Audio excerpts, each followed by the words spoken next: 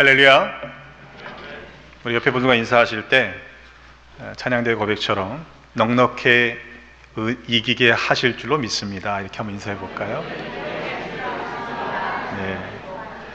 믿음으로 말미암아 넉넉히 이겨내시는 2018년도 한 해가 되시기를 주님의 이름으로 축복합니다. 20여 년이 넘었습니다. 전도사 시절의 일입니다. 섬기던 교회에 부목사님 한 분이 목소리가 굉장히 컸습니다.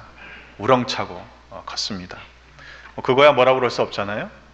근데 이제 식사를 하러 식당에 가면 모임 가운데 목사님께서 항상 축복기도 식기도를 해주셨는데 다른 사람들, 다른 테이블에 있는 사람들을 전혀 배려하지 않고 아주 그냥 크게 목소리를 줄이지 않고 크게 기도를 하는 겁니다. 다른 손님들을 생각해서 나지막하게 기도를 해도 될 것을 뭘 저렇게 하나 싶은 마음에 제 마음이 불편했습니다. 하지만 나중에 생각해 보니까요, 제 마음속에 내가 그리스도인인 것을 이렇게 그렇게 일부러 티를 낼 필요가 있는가 라고 하는 그런 생각이 숨어 있다는 사실을 알게 되었습니다. 이후에 목사 안수를 받고 나서 시간이 얼마 지났는데요, 제가 그런 경우가 됐어요. 식당에 가서 기도를 하는데 저도 큰 목소리로 기도하고 있더라고요. 무례할 정도가 아니라면 내가 그리스도인이라는 사실을 숨기지 말아야 합니다. 만약 숨기고 있다면 혹시라도 우리가 그리스도인이라는 사실을 부끄러워하고 있는지도 모르기 때문입니다. 우리가 그리스도인이라는 사실을 억지로 드러내라 라는 말씀이 아닙니다. 그것은 자연스럽게 드러나는 것이기 때문입니다. 여러분은 어떻게 생각하십니까? 내가 그리스도인이라는 사실을 부끄러워하지 않고 여러분의 삶에서 그리스도인의 향기를 바라며 살고 계십니까? 우리 그런 그리스도인 되시기를 주님의 이름으로 축복합니다. 오늘 본문에서 사도 바울은 아직 가보지 않은 로마 교회를 향해서 편지를 씁니다.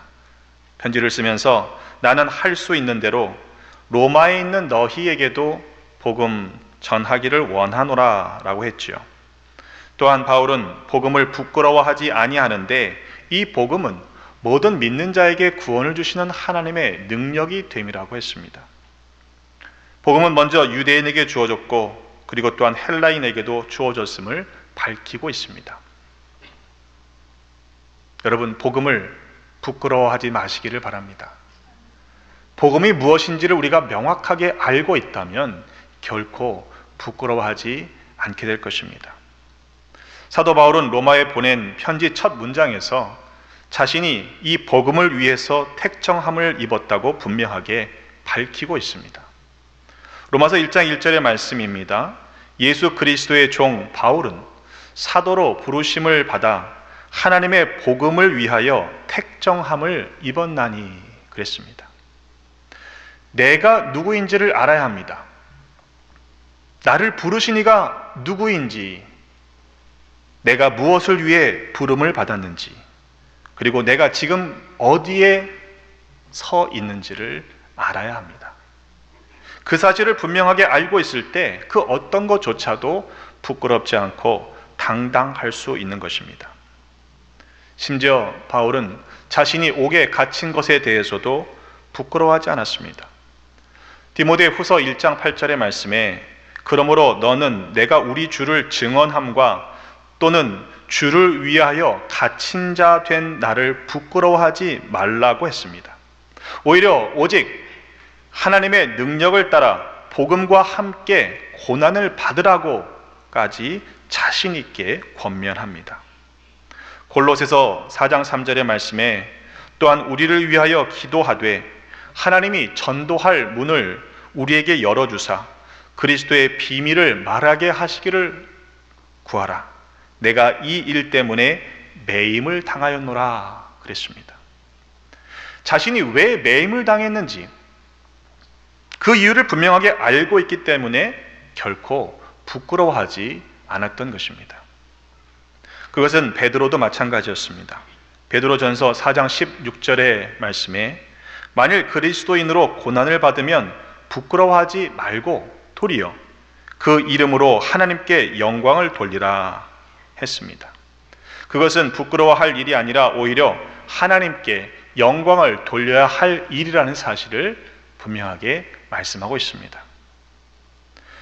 과연 우리의 신앙 생활 안에 하나님의 능력이 경험되고 있습니까? 우리 교회 안에서 하나님의 능력이 나타나고 있습니까? 만일 그렇지가 않다면 우리는 복음으로 살아가고 있지 않다는 말이 될 것입니다. 왜냐하면 복음은 모든 믿는 자에게 구원을 주시는 하나님의 능력이 되기 때문입니다. 우리가 전심으로 이 한 해 또 남은 평생 전도할 때에 하나님의 능력을 풍성히 경험하시기를 주님의 이름으로 축복합니다. 17절의 말씀에 복음에는 하나님의 의가 나타나서 믿음으로 믿음에 이르게 하나니 기록된 바 오직 의인은 믿음으로 말미암아 살리라 함과 같다 했습니다. 복음은 좋은 소식입니다. 왜 좋은 소식입니까? 복음은 예수 그리스도의 구속의 은혜를 통해서 우리가 구원을 이루었다는 복된 소식을 담고 있기 때문입니다. 믿음으로 말미암아 구원을 얻게 하시는 하나님의 의가 그 안에 담겼기 때문입니다. 믿음으로 믿음에 이르게 한다라고 말씀했습니다. 도대체 무슨 말입니까? 앞에 믿음으로와 뒤에 믿음의 그 믿음은 같은 것 아닌가요? 물론 믿음이라고 하는 것은 처음 믿음과 나중의 믿음이 같습니다만, 하지만 앞에 있는 믿음과 뒤에 있는 믿음의 크기가 다릅니다. 앞에 있는 믿음으로의 믿음은 마치 마중물과 같아서 소량의 마중물이 있어야만 우물물을 길어 오르듯 그러한 이치로 우리가 믿음으로 믿음에 이르게 한다는 것을 이해할 수 있죠. 비록 적을지라도 어느 정도의 소량의 마중물과 같은 믿음이 있어야지만 큰 믿음을 가질 수 있게 되는 것입니다. 단임 목회 초기에 집회를 어렵게 준비하고 강사님들을 귀하게 모셔오면 목사 입장에서는 성도님들이 많은 은혜를 받기를 원하는 것이 당연하지 않겠습니까? 근데 참 희한하게도요, 평소보다 안 모여요. 교인들이 덜 나옵니다. 더 속상하고 안타까운 것은 그분이 꼭 이 은혜를 받았으면 좋겠는데 그런 분들은 안 나타나고요, 평상시에 원래 신앙생활 잘하는 분들만 앉아 있는 겁니다. 그래서 많이 속상해했습니다. 그리고 그것이 잘 이해되지 않았습니다. 그러나 목회를 계속 해오면서 깨닫게 되는 것은 그것이 오히려 영적인 진리라는 것입니다. 그래서 은혜 위에 은혜가 임한다는 말씀을 하는 것이죠. 마태복음 25장 29절의 말씀에 보면 무릇 있는 자는 받아 풍족하게 되고 없는 자는 그 있는 것까지 빼앗기리라 말씀하셨습니다. 여러분, 빼앗기지 말고 더욱 풍성히 누리는 믿음의 사람들이 되시기를 주님의 이름으로 축복합니다. 예수님이 우리에게 기대하시는 믿음은요, 마중물과 같은 조그마한 믿음이 아닙니다. 큰 믿음을 갖기를 원하십니다. 마태복음 17장 20절에 말씀하시되 너희 믿음이 작은 까닭이로다. 진실로 너희에게 이르노니 만일 너희에게 믿음이 겨자씨 한 알만큼만 있어도 이 산을 명하여 여기서 저기로 옮겨지라 하면 옮겨질 것이요 또 너희가 못할 것이 없으리라 하셨습니다. 여러분, 우리 모두 믿음의 사람들이 되십시다. 기왕이면 작은 믿음이 아니라 큰 믿음의 사람들이 되시기를 주님의 이름으로 축복합니다. 복음에는 하나님의 의가 나타난다고 했습니다. 하나님의 의는 곧 예수 그리스도 안에서 완성되었습니다. 로마서 10장 2절로 4절의 말씀에 사도 바울은 증언합니다. 내가 증언하노니 그들이 하나님께 열심히 있으나 올바른 지식을 따른 것이 아니니라. 하나님의 의를 모르고 자기 의를 세우려고 힘써 하나님의 의에 복종하지 아니하였느니라. 그리스도는 모든 믿는 자에게 의를 이루기 위하여 율법의 마침이 되시니라 그랬습니다. 한자에도 의라는 단어가 있죠. 옳을 의라는 단어입니다. 근데 이 단어는 두 개의 한자가 합쳐져서 그 의미를 만들어낸 회의 문자입니다. 양자와 아자가 합쳐졌죠. 의미를 제가 그 합쳐진 의미가 이제 옳다라는 뜻인데, 옳을 의인데 좀 억지로 해석을 해봤습니다. 내가 죽고 내 위에 양이 있는 것이 옳은 것입니다. 그 양은 예수 그리스도이십니다. 너무 무리한 해석인가요? 네, 여러분, 이게 옥편에 이렇게 설명되어 있습니다. 한자 사전에 보면 양은 신에게 바쳐지는 희생의 양이며 양을 바쳐 신에게 비는 의식, 나중에 바르다, 의로운 일의 뜻이 됨이라고 쓰여 있습니다. 이게 저만의 생각은 아니죠. 왜 자기의 의가 먼저 튀어나오는 것입니까? 내가 위에 있기 때문에 그래요. 내가 죽고 어린 양 되시는 주님이 위에 계셔야만 그것이 의가 되는 것입니다. 그것이 옳은 것입니다. 하나님께 희생의 제사를 드리고 예배하는 것이 옳은 것입니다. 저것이 위아래가 바뀌어지기에 내가, 자기 의가 튀어나오는 것이죠. 로마서 1장 26절로 27절의 말씀에 보면 부끄럽다는 단어가 다시 반복해서 사용되고 있습니다. 2번씩이나 사용되는데, 이 때문에 하나님께서 그들을 부끄러운 욕심에 내버려 두셨으니 곧 그들의 여자들도 순리대로 쓸 것을 바꾸어 영리로 쓰며 그와 같이 남자들도 순리대로 여자 쓰기를 버리고 서로 향하여 음욕이 불일듯 하매 남자가 남자와 더불어 부끄러운 일을 행하여 그들의 그릇됨에 상당한 보응을 그들 자신이 받았느니라 했습니다. 여러분, 그것이 부끄러운 일입니다. 하나님은 왜 그 부끄러움 가운데 저들을 내버려 두신 것일까요? 22절로 23절의 말씀에 스스로 지혜 있다 하나 어리석게 되어 썩어지지 아니하는 하나님의 영광을 썩어질 사람과 새와 짐승과 기어다니는 동물 모양의 우상으로 바꾸었기 때문입니다. 왜 내버려 두십니까? 25절의 말씀에 그들이 하나님의 진리를 거짓 것으로 바꾸어 피조물을 조물주보다 더 경배하고 섬겼기 때문입니다. 정작 부끄러워해야 할 것을 부끄럽게 여기지 않는 뻔뻔함은 어디서 나오는 것입니까? 그것이 부끄러운 일이라는 사실을 알지 못하기 때문입니다. 아니, 그것이 죄라는 사실을 인정하지 않기 때문입니다. 문제는 그들 스스로 지혜롭게 여기고 있다는 것이죠. 차라리 내가 좀 모자라고 미련하다고 여긴다면 소망이 있습니다. 하지만 그들은 지혜 있다 하나 어리석게 된 것이라고 그들의 실제 모습을 분명하게 22절에 밝히고 있습니다. 동성애의 문제가 오늘날 이 시대에만 있는 문제인가요?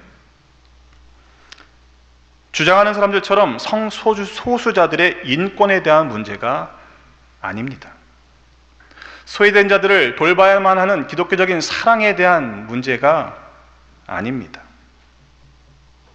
동성애의 문제는 사도 바울이 로마 교회를 향해 쓴 편지 가운데에도 실제 일어나고 있다는 사실을 분명하게 밝히고 있습니다. 아니, 그 문제는 창세기에도 등장합니다. 분명히 그것을 죄악이라고 기록하죠. 롯이 머물던 소돔에서의 일들이 그렇습니다. 아브라함이 소돔에서 의인 10명을 찾지 못했기 때문에 결국 소돔성은 불심판을 받게 됩니다. 그렇다면 동성애가 존재하던 시대부터, 창세기에 기록된 때부터, 아브라함 때부터 그것을 죄라고 규정했다는 말입니다. 남성도 여성도 아닌 어떤 것으로 규정할 수 없는 제3의 성을 인정하는 것이 똑똑한 것이 아니라는 이야기죠. 성경 말씀 그대로 믿는 것이 옳다는 것을 여러분 인정하시기를 간절히 부탁을 드립니다. 우리가 과연 부끄러워하고 있는 것이 무엇입니까? 만일 복음을 부끄러워하면서 오히려 부끄러워해야 할 일들을 죄악 앞에서 뻔뻔하고 있다면 그처럼 부끄러운 일이 또 어디에 있단 말입니까? 바울은 고린도전서 1장 21절에 말씀하기를 하나님의 지혜에 있어서는 이 세상이 자기 지혜로 하나님을 알지 못하므로 하나님께서 전도에 미련한 것으로 믿는 자들을 구원하시기를 기뻐하셨다 했습니다. 근데 이 말씀을 오해하시면 안 돼요. 전도는 미련하고 무식하게 하라는 얘기가 아닙니다. 공동번역은 하나님께서는 우리가 전하는 소위 어리석다는 복음을 통해서 믿는 사람들을 구원하시기로 작정하셨습니다. 이렇게 번역하고요. 새번역 성경은 하나님께서는 어리석게 들리는 설교를 통하여 믿는 사람들을 구원하시기를 기뻐하신 것입니다 라고 번역합니다. 복음에 대한 우리의 태도가 우리의 믿음의 상태를 반영하고 있다는 사실을 우리는 부정할 수 없습니다. 과연 우리는 복음을 어떻게 여기고 있습니까? 하나님이 굳이 그렇게 하시는 이유가 무엇입니까? 고린도전서 1장 22절로 29절의 말씀이 조금 길지만 제가 읽어보겠습니다. 유대인은 표적을 구하고 헬라인은 지혜를 찾으나 우리는 십자가에 못 박힌 그리스도를 전하니 유대인에게는 거리끼는 것이요 이방인에게는 미련한 것이로되 오직 부르심을 받은 자들에게는 유대인이나 헬라인이나 그리스도는 하나님의 능력이요 하나님의 지혜니라. 하나님의 어리석음이 사람보다 지혜롭고 하나님의 약하심이 사람보다 강하니라. 형제들아 너희 부르심을 보라.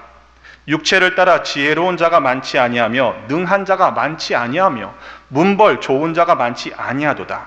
그러나 하나님께서 세상에 미련한 것들을 택하사 지혜 있는 자들을 부끄럽게 하려 하시고 세상에 약한 것들을 택하사 강한 것들을 부끄럽게 하려 하시며 하나님께서 세상에 천한 것들과 멸시받는 것들과 없는 것들을 택하사 있는 것들을 폐하려 하시나니 이는 아무 육체도 하나님 앞에서 자랑하지 못하게 하려 하심이라 했습니다. 여러분 아멘입니까? 이 말씀을 들을 때 위로가 되는구나, 힘이 되는구나 라고 생각하시는 분들은 나는 좀 지혜롭지 못한데, 나는 능력도 부족하고 문벌도 내세울 게 없는데 하는 분일 가능성이 많습니다. 또 스스로 생각하기를 나는 미천하고 약하고 천하고 멸시받고 없는 사람인데 라고 생각하는 경우이죠. 반면에 이 말씀을 들으면서 마음속에 은근히 기분이 나빠지는 분들이 있을 수 있습니다. 나는 지혜로운데, 나는 가지고 있는데, 능력이 있는데 문벌이 좋다고 여기기 때문에 마음이 불편해지는 것이죠. 분명히 말씀했습니다. 고린도전서 1장 17절로 20절에 그리스도께서 나를 보내심은 세례를 베풀게 하려 하심이 아니요 오직 복음을 전하게 하려 하심이로되 말의 지혜로 하지 아니함은 그리스도의 십자가가 헛되지 않게 하려 함이라. 십자가의 도가 멸망하는 자들에게는 미련한 것이요 구원을 받는 우리에게는 하나님의 능력이라. 기록된 바 내가 지혜 있는 자들의 지혜를 멸하고 총명한 자들의 총명을 폐하리라 하였으니 지혜 있는 자가 어디 있느냐? 선비가 어디 있느냐? 이 세대의 변론가가 어디 있느냐?